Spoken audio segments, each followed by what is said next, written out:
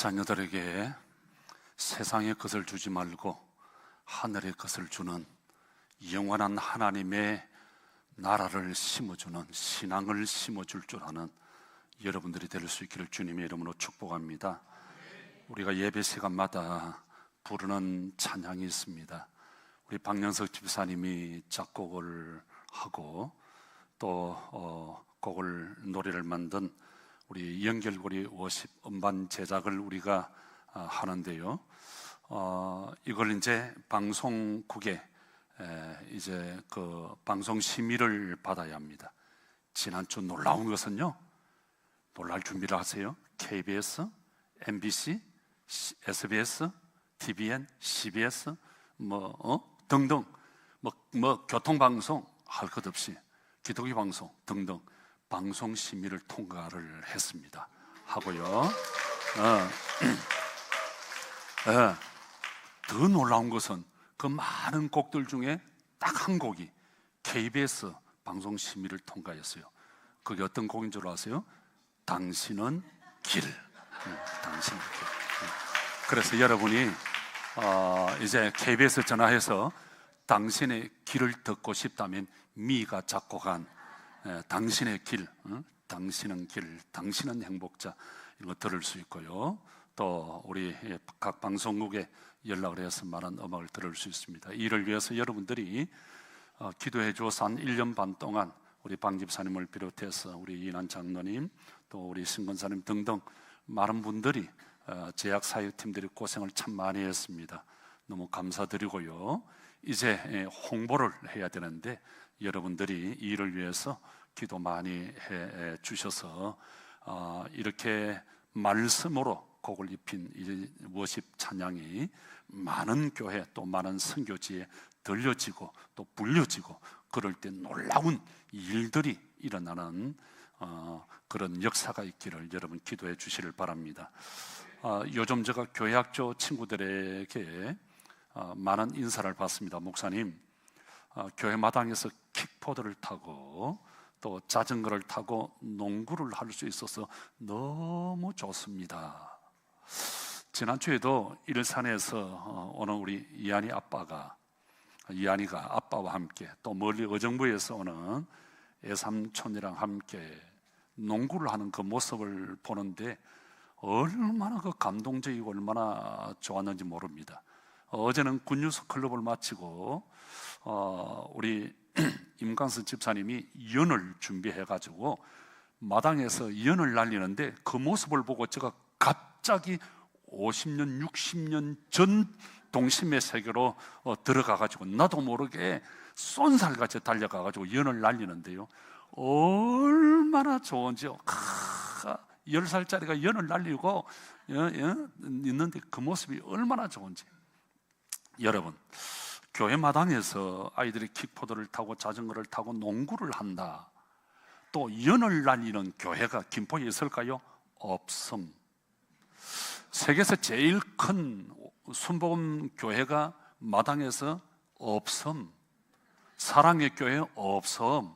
이 김포와 서울에 없음. 이 말은 무슨 말인가 하니까 대한민국에는 그런 교회가 없다. 단 한 교회만이 있는데 양촌역 정문에 있는 역전교회, 연결교회만이 마당에서 아이들이 자전거를 타고 킥보드 타고 또 농구를 하고 연을 날리는 그런 교회다. 이제 선전 좀 하세요. 연을 날리는 교회다. 연을 날리는 교회다. 그래서 여러분들이 조금 불편하지만, 불편하다고 해서 내가 불행한 사람은 아니잖아요. 불편과 불행이 다릅니다.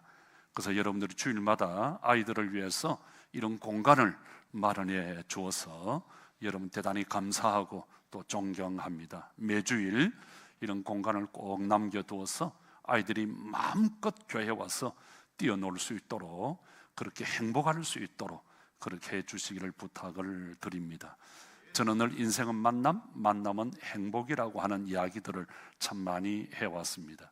여러분, 사람이 이 세상에 태어나면서 부터 만남을 시작해서 인생을 살아가게 되는 겁니다. 그런데 내가 누구를 만나느냐, 내가 어떤 만남을 가지느냐, 거기에 따라서 내가 행복할 수도 있고 불행할 수도 있고 내가 성공할 수도 있고 내가 실패한 사람이 될 수도 있습니다. 내가 어떤 사람을 만나느냐, 거기에 따라서 내 인생의 색깔이 달라질 수 있습니다. 좋은 부모, 좋은 사람을 만나면 내 인생의 색깔이 밝아지겠지요? 그러나 나쁜 사람을 만나면 내 인생의 색깔이 어떻게 될까요? 여러분, 참 사람 살아가는 게 이상해요. 가진 것 하나 없고 배운 것 없고 내세울 것 하나도 없는 사람이라 할지라도요, 사람 한 번 잘 만났더니 그 사람이 확 변해가지고 인생이 역전한 경우를 너무 많이 봅니다. 우리 교회가 역전교회잖아요. 여러분, 사람이 이 세상을 태어나면서 제일 먼저 만나는 사람이 누굴까요? 엄마입니다. 그래서 우리가 좋은 엄마를 만난다, 좋은 아빠를 만난다고 하는 것은 참으로 행복한 일입니다. 그런데 부모라고 해서 다들 좋은 부모만 있는 게 아닌 것 같습니다. 부모를 잘못 만난 사람들이 우리 주위에 얼마나 많이 있는지 모릅니다. 몇 년 전 아버지가 아들의 이름으로 보험을 들었습니다. 큰 보험을 들었습니다. 그런데 그 아비가 보험금을 타려고 아들의 손가락을 잘라버렸습니다. 그리고는 아들에게, 얘야, 누가 묻거든 밤에 도둑이 창문으로 넘어와서 내 손가락을 잘랐다고 그래라. 이상하게 여긴 경찰이 계속 일주일 동안 아이를 설득하고 조사를 했습니다. 결국 아버지가 범인으로 들통이 났습니다. 재판을 받는데 아이가 울면서, 재판장님, 아버지 없어 저 살 수 없습니다. 우리 아버지 좀 불쌍히 여겨주십시오. 우리 아버지 좀 살려주십시오 하면서 재판장에게 매달립니다. 제가 볼 땐 우리 연결고리 가족들은 다들 좋은 부모를 만났습니다. 한 사람도 손가락 잘린 사람이 없는 걸 보니까 모두 다 좋은 부모를 만난 것 같아요. 어떤 사람은 태어나면서 또 많은 부모를 만나고 태어납니다. 그런데 저는 태어나면서부터 깡촌에서 농사를 짓는 농사꾼의 아들, 농사꾼의 부모님을 만나면서 태어났습니다. 어떤 사람은 유산이 없다고 불평하는 사람들도 있습니다. 또 어떤 사람은 부모가 나를 공부를 많이 안 시켰다고 불평하는 사람도 있습니다. 또 어떤 사람은요, 부모에게 자식에게 물려줄 것이 없어서 빚만 잔뜩 물려받은 그런 사람들도 있습니다. 여러분, 정말 부모님에게 감사하십시오. 빚을 안 넘겨받은 거 감사하고, 내 손가락 안 잘린 거 감사하고, 좋은 부모를 만난 거 감사하고요, 부모님 살아 계신 것을 감사하고. 여러분, 부모님의 그 은혜는 값으로 내가 계산할 수 있는 것이 아닙니다. 그 다음 우리가 부모님 다음에 만나는 만남이 뭐죠? 형제들과의 만남입니다. 그 다음 만남이 뭐죠? 학교에서 선생님과의 만남입니다. 그런데 이 선생님이 얼마나 중요한가 하면 내 인생의 진로에 대해서 가장 큰 영향력을 발휘할 수 있는 분이 바로 선생님이라고 하는 것입니다. 그래서 우리가 좋은 선생님을 만난다고 하는 것은 얼마나 큰 축복인지 모릅니다.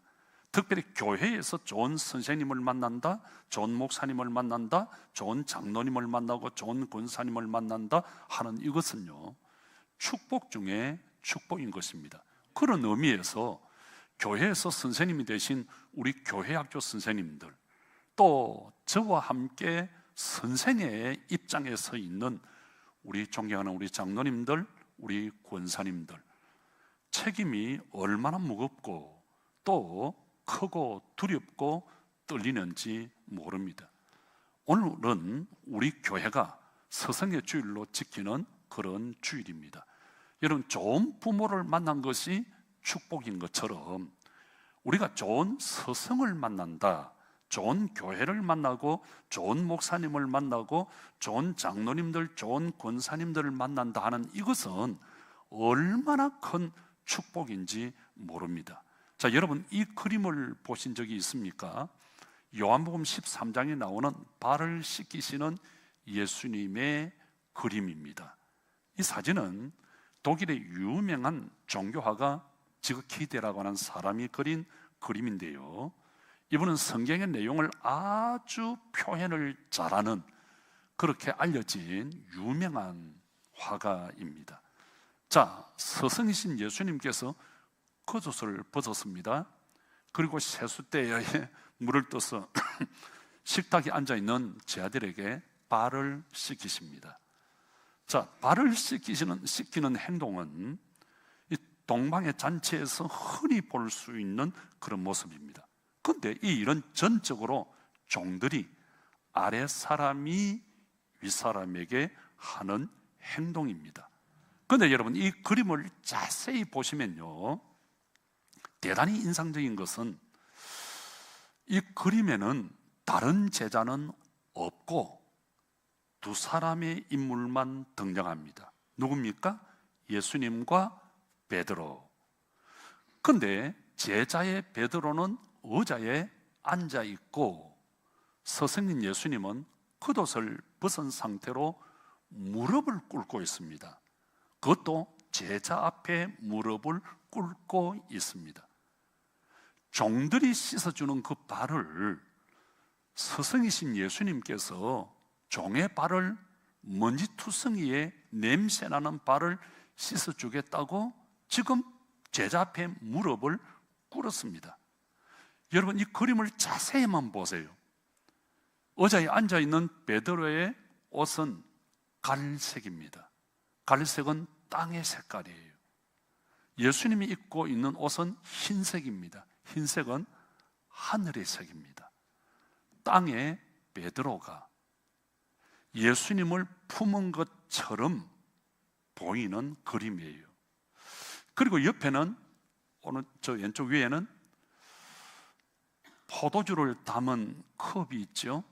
빵 조각이 몇 개 있습니다. 바닥을 한번 보세요. 바닥에는 파란 천이 깔려져 있고, 그리고 물을 담은 대야가 있습니다. 그런데 베드로의 두 손을 여러분 한번 보십시오. 베드로의 왼손, 베드로의 그 왼손은 마침 주님, 안 됩니다. 어떻게 스승이신 주님이 제 발을, 냄새나는 제 발을 씻을 수 있으면 이건 안 됩니다 하는, 이럴 수 없습니다, 거절하는 듯한 그런 모습이고요. 오른손을 한번 보십시오.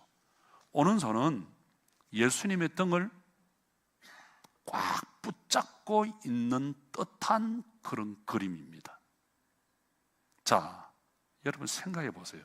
안 됩니다. 하지만 또 꽉 주님 아니면 안 됩니다 하는. 그런데 베드로의 얼굴을 한번 보십시오. 베드로의 얼굴을 보면 대단히 당혹스러워하면서 쑥스러워하고, 그러면 기뻐하면서도 좀 미안해하는 아주 복잡한 표정을 짓고 있는 것 같습니다. 그런데 참 희한하게도 예수님의 얼굴은 보이지 않습니다. 그림을 자세히 보시면 그 얼굴은 대야에 비춰져 있습니다. 예수님의 얼굴은 베드로의 품속에 들어갔는데, 예수님의 그 얼굴이 대야에 비춰져 있는 곳은 베드로의 발이 있는 곳입니다. 그래서 우리가 이 그림을 자세히 보면 예수님께서 베드로의 먼지 묻은 발에 키스하는 듯한 그런 것처럼 보이는 그림이에요. 자, 여러분, 예수님께서 이 세족식을 하시던 때가 언제였습니까? 예수님께서 제자들과 함께 예루살렘으로 올라가시는데 제자들이 예수님의 뒤를 따라오면서 어떤 이야기 합니까? 예수님이 왕이 되실 것인데, 예수님이 메시아가 될 것인데, 그때 누가 예수님의 오른쪽에, 누가 예수님의 왼쪽에 있을 것이냐, 누가 예수님의 앞에, 누가 예수님의 뒤에 따라 다닐 것이냐? 누가 높으냐? 누가 섬김을 받는 사람이 될 것인가? 하고 이야기를 합니다. 그때 우리 예수님께서 뭐라 그럽니까? 너희들 누가 더 크고 누가 더 높고 누가 섬김을 받을 것인가? 이것은 중요하지 않아. 누구든지 크고자 하는 자는 섬기는 자가 되고, 누구든지 어떠미 되고자 하는 자는 종이 되어야 한다. 그러면서 우리 예수님은 진정한 서성이 누군지, 진정한 리더십이 누군지, 진정한 서성, 진정한 리더십은 군림하는 자가 아니라 낮은 자리에서 섬기는 자가 되어야 한다. 이걸 우리에게 말씀해 주고 있습니다.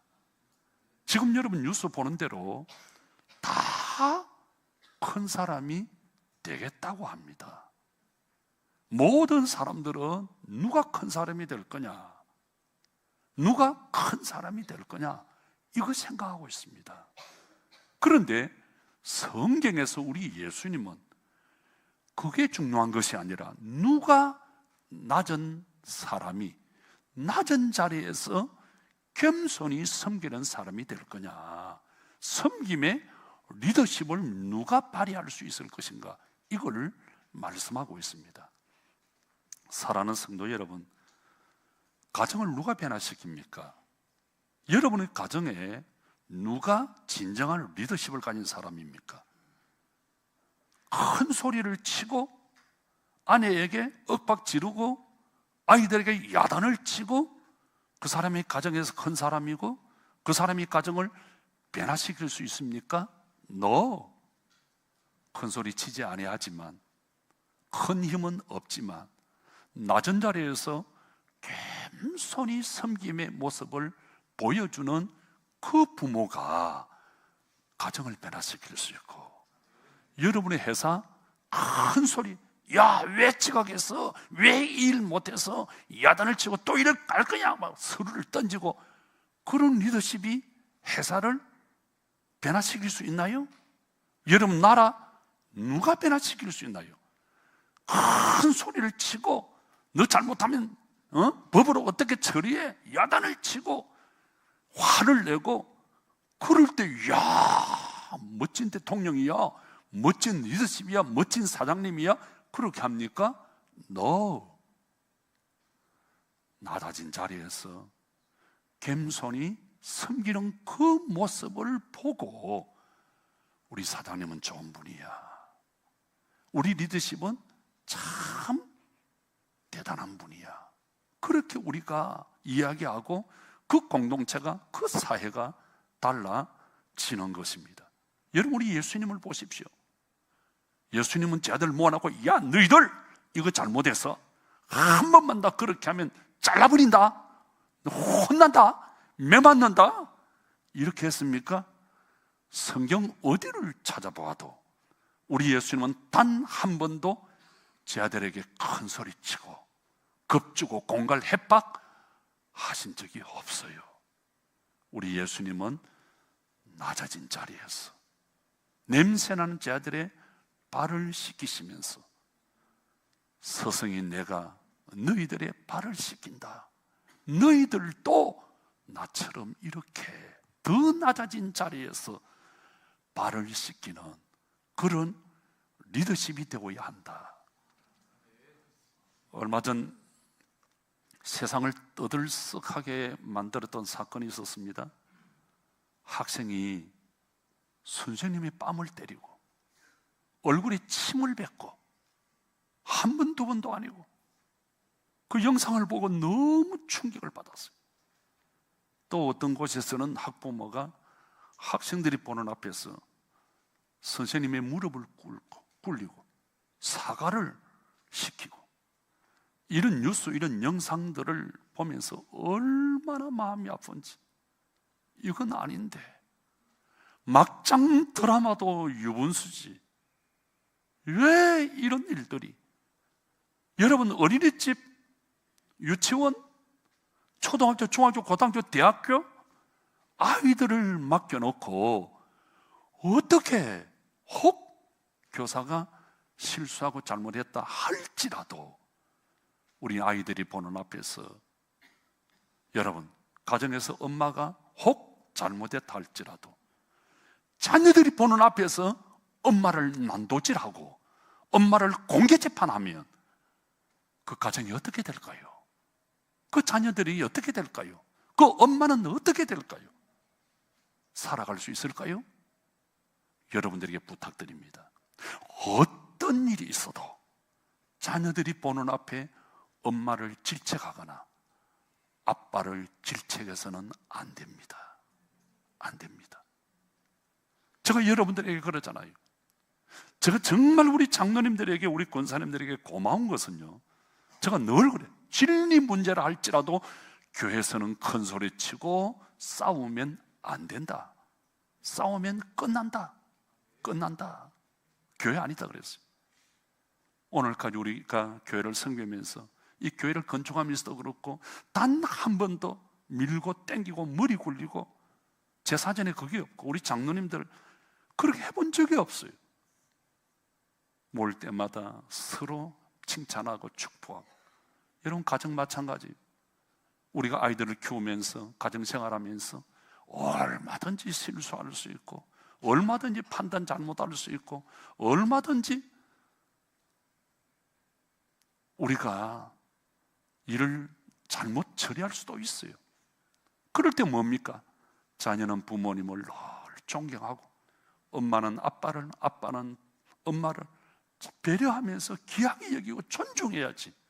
그래서 여러분, 혀를 깨무는 한이 있어도 자녀들 보는 앞에서는 부모에 대해서, 부부에 대해서 절대로 막말을 한다든지 무거운 말을 해서는 안 된다.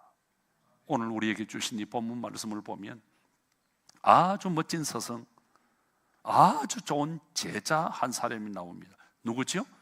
엘리야라는 사람, 엘리사라고 하는 사람. 엘리야가 누굽니까? 여러분, 역사적인 인물입니다. 갈멜산에 올라가서 하나님을 대적하는 450명의 바알 선지자와 함께 1대 450으로 붙어서 단칼에 승리했던 놀라운 불의 사자입니다.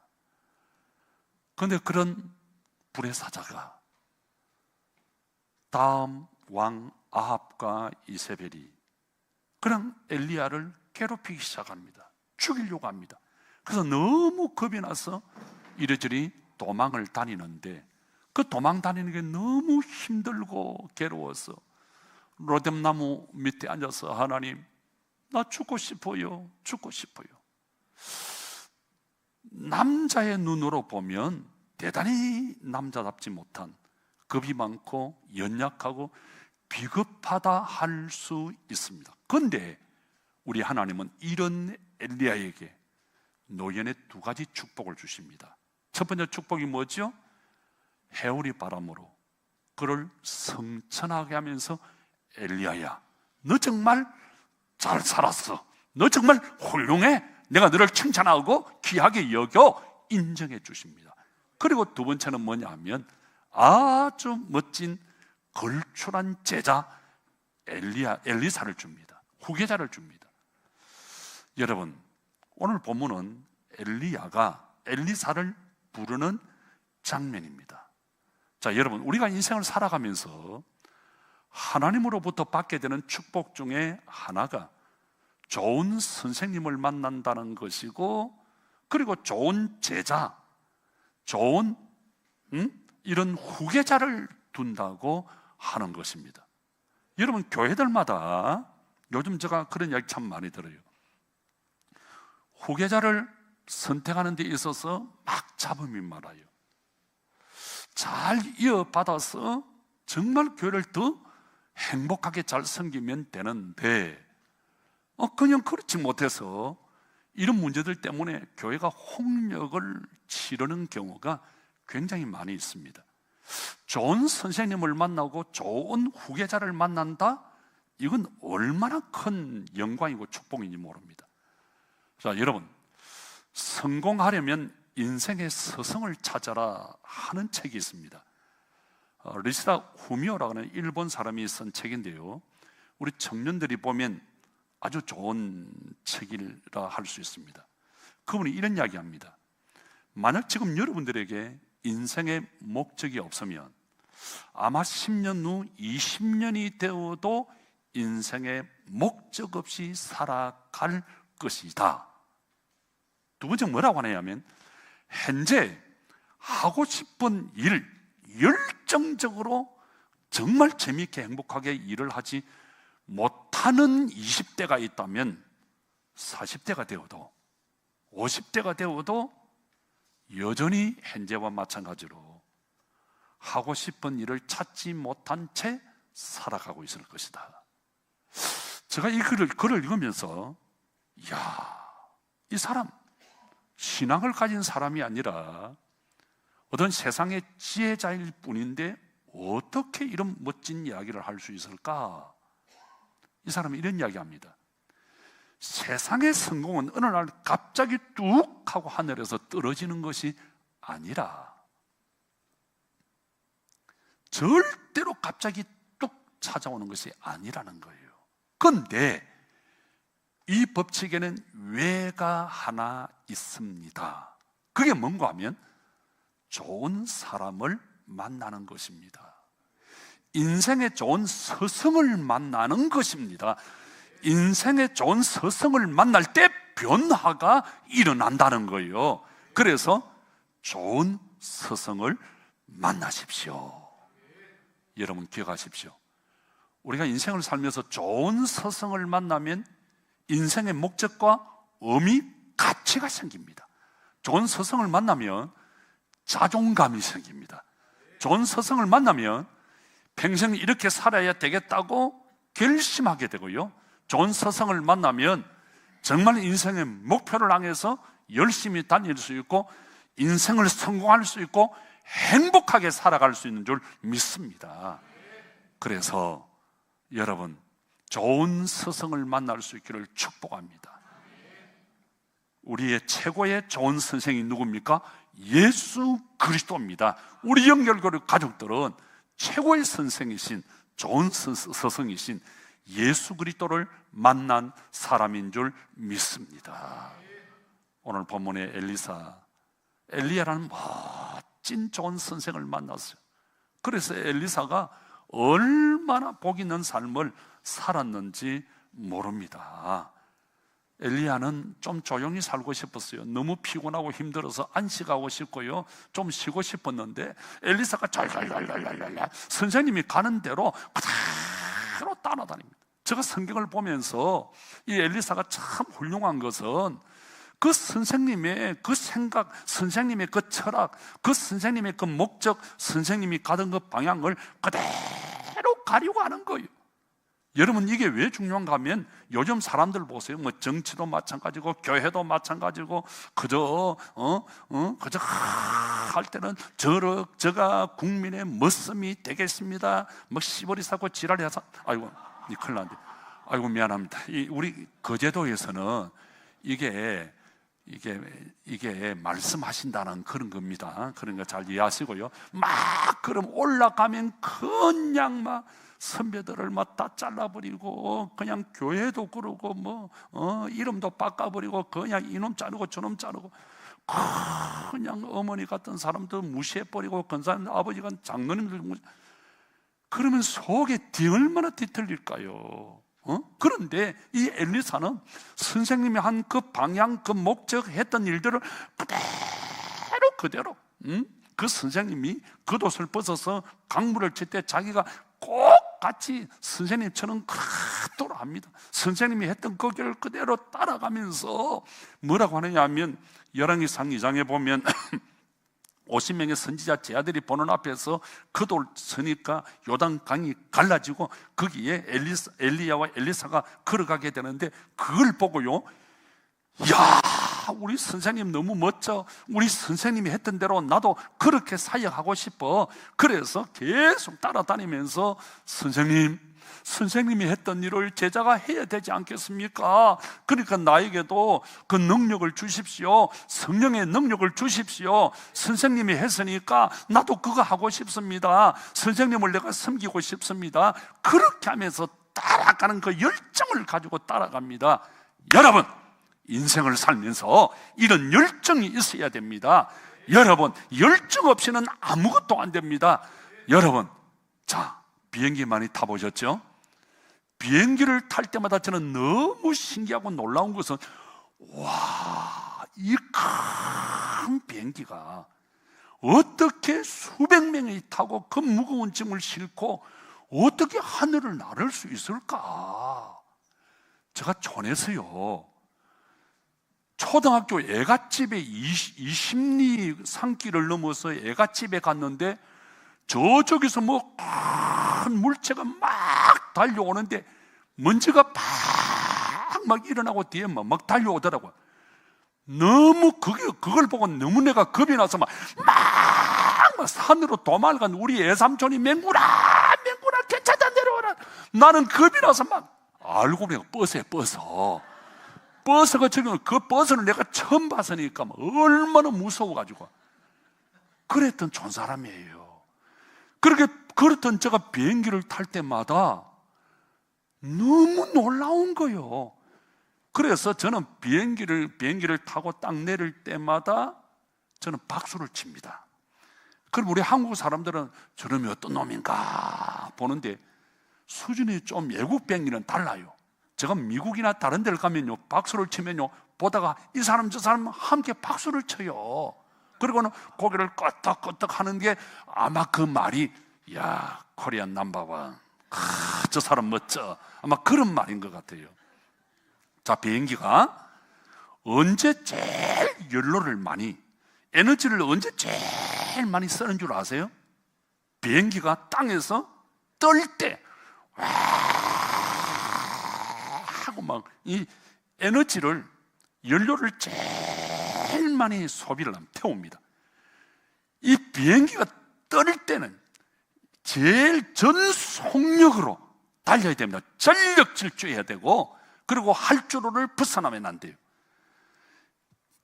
기름을 넣어서 꽉 전속력으로 달려서 떠는 이것이 얼마나 중요해요. 한 번 비행기가 쫙 떴다 하면 그때부터는 마음껏 올라라 다닐 수 있어요. 왼쪽으로도 갈 수 있고 오른쪽으로도 갈 수 있고 더 높이 갈 수도 있고 더 낮게 갈 수도 있고요.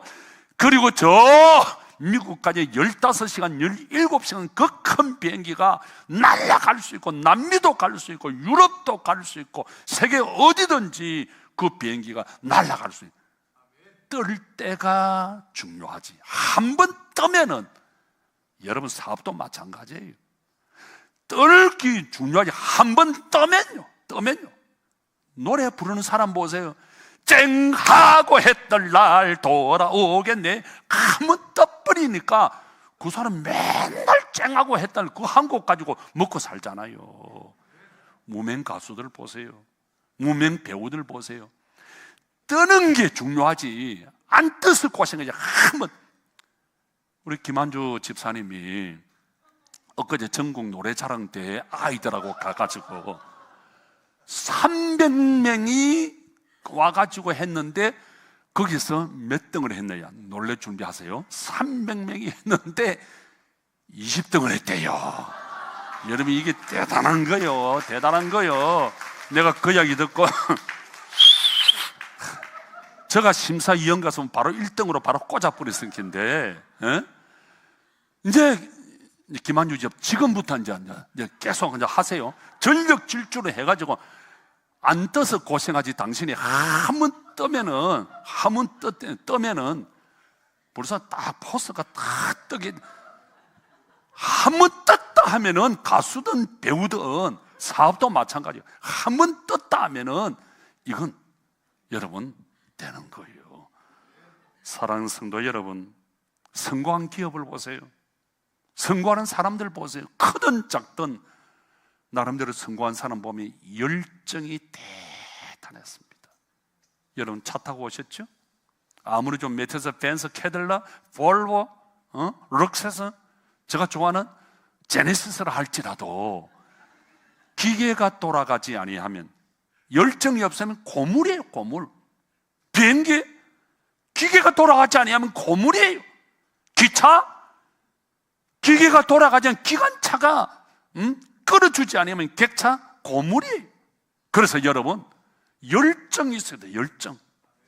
꿈과 열정을 하는 이 열정이 있어요. 열정. 여러분,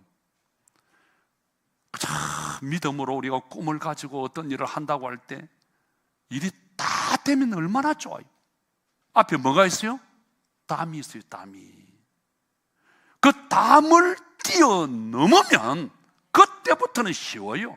비행기가 한번 떠면 그때부터는 자유롭게 날아다닐 수 있습니다. 저는 기도합니다. 여러분들의 모든 삶이 정말 하늘 문을 열어 주시옵소서. 그래서 우리 연결고리 성도들은 마음껏 떨 수 있도록, 마음껏 하늘을 나를 수 있도록. 예, 아멘 안 해요. 다시 할게요. 우리 연결고리 가족들은 마음껏 떨 수 있도록, 마음껏 날아다닐 수 있도록, 마음껏 성공할 수 있도록, 마음껏 행복할 수 있도록 주님의 이름으로 축복합니다.